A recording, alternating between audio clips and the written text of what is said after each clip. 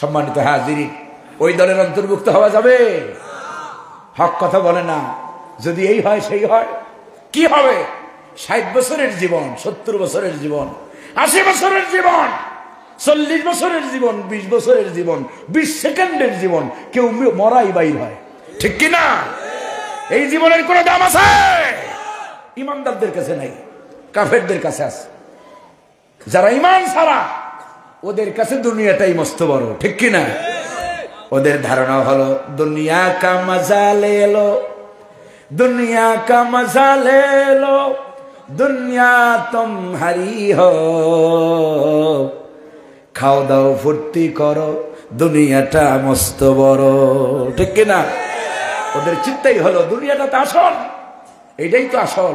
ভাইরা আমার, ইমানদারদের কাছে দুনিয়ার কোনো দাম। আল্লাহ তাআলা ওয়াজ করেছেন কোরআনে, রাসূলকে শুনিয়েছেন, রাসূল দুনিয়াতে কষ্ট দিয়েছি, মায়ের খাওয়াইছি, দাঁত ভাঙাইছি, মাথা ফাটাইছি, ওহুদের ময়দানে মাথা ফাটাইয়া দিয়েছি, এরপরে কাফেররা তোমার মাথা ফাটাইছে, ওহুদের ময়দানে দাঁত হারাইছ, এই দাঁত হারিয়েছ, ঠিক। ওয়ালাল আখিরাতু খায়রুল লাকা মিনাল উলা। আল্লাহু আকবার। দুনিয়াতে আরাম দেই নাই, আয়েশ দেই নাই। দুনিয়াতে হযরত ওমর রাসূলুল্লাহর ঘরের ভিতরে ঢুকেছেন দুপুরবেলা। কষ্ট হইতেছে আপনাদের? ছাড়ে দেব? দুপুরের প্রচন্ড রোদ। রাসূলুল্লাহর ঘরে হযরত ওমর ঢোকার পারমিশন ছিল, কারণ হযরত ওমর রাসূলুল্লাহ শুধু সাহাবী নয়, হযরত ওমরের সাথে রাসূলুল্লাহর একটা সম্পর্ক ছিল না? ছিল না? হযরত ওমরের মেয়েটা রাসূলুল্লাহর ঘরে, সুবহানাল্লাহ, জামাইয়ার শ্বশুর, দুই শ্বশুর রে কাদের কাছে নিয়া, কাতেফায় মানে কাদের কাছে নিয়া শুয়ে আছেন মুহাম্মদুর রাসূলুল্লাহ। কেমন জামাই শ্বশুর, সুবহানাল্লাহ। হযরত ওমর প্রচন্ড রোদের সময় দুপুরবেলা রাসূলুল্লাহর ঘরের ভিতরে ঢুকছেন। ঢুকে দেখেন রাসূলুল্লাহ ঢুকেছেন, শ্বশুরের যেহেতু হযরত ওমর শ্বশুর, রাসূলুল্লাহ হযরত ওমর ঢুকছেন বলে, শ্বশুর ঢুকেছে বলে হযরত ওমরের জন্য বসে গেলেন। শোয়া ছিলেন, বসেছেন। হযরত ওমর দেখতে পেলেন পিঠের ভিতরে রাসূলুল্লাহ যেই শুয়েছিলেন, খাটের উপরে খেজুরের সোবা দিয়া বানানো, খেজুরের পাতা দিয়া বানানো খাটিয়া, সেই খাটিয়ার দাগ রাসূলুল্লাহর দেহ মোবারকের ভিতরে। কোন দেহ? হযরত আম্মা জান আয়েশা বলতেন, যেই সব মেয়ে লোকেরা আমার হযরত ইউসুফ আলাইহিস সালামকে দেখে, যেই সব মেয়ে লোকেরা তাদের আঙ্গুল কেটে ফেলেছিল, সেই মেয়ে লোকগুলা যদি আমার হাবিবকে দেখতো, আমার রাসূলকে দেখতো, মুহাম্মদ সাল্লাল্লাহু আলাইহি সাল্লামকে দেখতো, তাহলে কাটতে কাটতে কলিজাটাও কেটে দিত। সেই সুন্দর দেহ মোবারক মুহাম্মদ সাল্লাল্লাহু আলাইহি সাল্লামের, আল্লাহর হাবিবের পিঠের ভিতরে দড়ির দাগ বসে গেছে। হযরত ওমর বাচ্চা শিশুর মতো দুকরে কেঁদে উঠলেন। হযরত ওমর বললেন, ইয়া রাসূলুল্লাহ, লাউ আমারানি, আপনি যদি আমারে আদেশ করেন আমি আপনার জন্য একটা তোষকের ব্যবস্থা করি।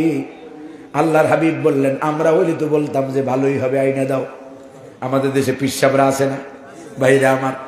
পিসাবরা কোনো হাদিয়া দিলে কখনো না করে না, ঠিক কিনা? হালাল দাও খায়, হারাম দাও খায়। আগের পীরদের কথা বলি না, বর্তমান পীরদের আল হুকমুলি আকসারিল কুল, অধিকাংশ পীর মানি হলো এই, ঠিক কিনা? একদিন এক পীর সাহেবের দরবারে ছিলাম অনেক আগে, দেখলাম মুসাফা করতেছে। আমি আশ্চর্য হয়ে গেলাম, আরে মুসাফা তো এমনি করে, মুসাফা এমনি কেন? তার মানে যে মুরিদ আসে, মুরিদের হাতের ভিতরে কিছু না কিছু থাকে। তো আমি যাইয়া মুসাফাটা করলাম, দেখলাম হাতটা এমনি পাচ্ছে, আমি হাতটা ঘুরাইয়া দিয়া এমনি করলাম। ভাইরা আমার, সবাই যে দিবে, সবাই যে আনবে, তা কেন কামনা করেন আপনি? ইমানদাররা, আল্লাহওয়ালারা, শাহজালাল ইয়ামানি শাহজালালের ব্যবসা করে, আজকে মাজারের মধ্যে খায়। মাজারের মধ্যে যায় দেখলাম টাকার স্তূপ পড়ে আছে। আরে কিছুক্ষণ পরে পরে মাজারের খাদেম নামের শয়তান গুলো উড়ে আনতেছে টাকাগুলো। বললাম টাকাগুলা ভাইরা আমার, দুনিয়াতে টাকা দরকার, মরা মানুষের না জেতা মানুষের। শাহজালাল ইয়ামানি কি টাকা খায় না পরে? ভাইরা আমার, তোমারে মাজার বানাইতে কে বলল?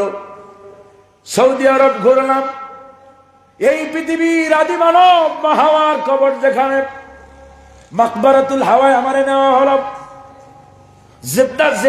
জেদ্দায় প্রোগ্রাম ছিল, সেই প্রোগ্রামে যাওয়ার আগে জোহরের নামাজ পড়লাম মাকবারাতুল হাওয়ার মসজিদে। ওখানে মা হাওয়ার কবরটা জানতে চাইলাম কোনটা মা হাওয়ার কবর, কোনো নিশানা নাই, কেউ আমারে দেখাইতে পারলো না যে এটা মা হাওয়ার কবর। এর নাম ইসলাম। ইসলামের একজন বিখ্যাত স্কলার ছিলেন শাইখ বিন বাজ রাহিমাহুল্লাহ, নাম শুনেছেন আপনারা? মক্কা শরীফে জান্নাতুল বাকির ভিতরে তার কবর আছে। আমি জানতে চাইলাম হুজুর শাইখের কবরটা কোথায়? বলে এখানে কবরের কোনো চিহ্ন নাই। মাকবারাতুল বাকি, মাকবারাতুল মুআল্লার ভিতরে হাজার হাজার সাহাবায়ে কেরামের কবর, একটা কবরের উপরে চিহ্ন পর্যন্ত নাই, লেখাও নাই এখানে এই সাহাবী ওখানে ওই সাহাবী, ঠিক কিনা? যারা হজ উমরা করেছেন দেখবেন ভাইরা আমার, কবরের চিহ্নটাও রাখা হয় না।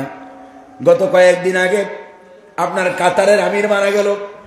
কাতারের আমির যখন মারা গেল, কাতার না আবুধাবির আমির যখন মারা গেল, দেখলাম মরুভূমির ভিতরে বালি চাপা দিয়া, মাটি চাপা দিয়া আসতেছে কবরডারে। আমাদের দেশে তো কবরে 3 কোণা করা হয়, উঁচু করা হয়। দেখলাম কবরডারে জনমের মতো মাটির সাথে একেবারে মিশিয়ে দেওয়া হয়েছে, কেউ যেন বসতেও না পারে, কেউ যেন পূজা করতে না পারে। এটা হলো ইসলামের আকীদা, এটা হলো ঠিক কাজ।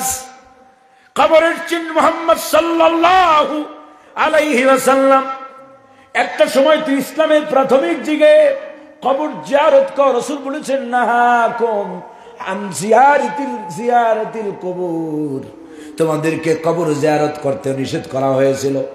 ইসলামের প্রাথমিক পর্যায়ে কবর জিয়ারত নিষিদ্ধ ছিল। রাসূলুল্লাহ যখন দেখলেন সাহাবাদের ঈমান মজবুত হয়ে গেছে, এখন আর মাটি দেখলেই হেলবে না, কবর দেখলেই পূজা করবে না, মূর্তি দেখলেই পূজা করবে না, তখন রাসূল শেষ সময় বললেন তোমার নাহাকুম আন জিয়ারাতিল কুবুর ফাআলআন জুরু কুবুরা ইখওয়ানাকুম, এখন তোমরা তোমাদের ভাইদের কবর জিয়ারত করতে পারো।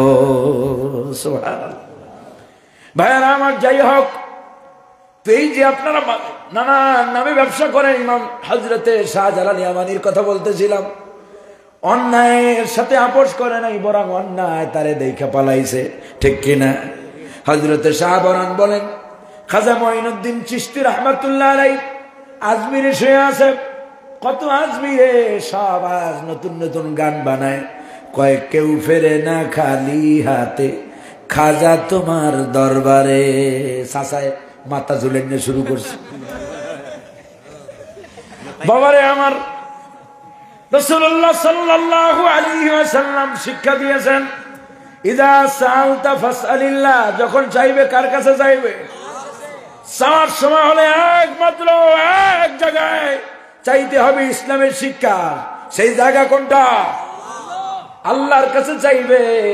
আর চাওয়ার মাধ্যম শিখিয়েছেন, ওয়াস্তাঈনু বিস-সাবরি ওয়াস-সালাহ, নামাজ আর ধৈর্যের মাধ্যমে সাহায্য চাইতে হবে, ঠিক কিনা?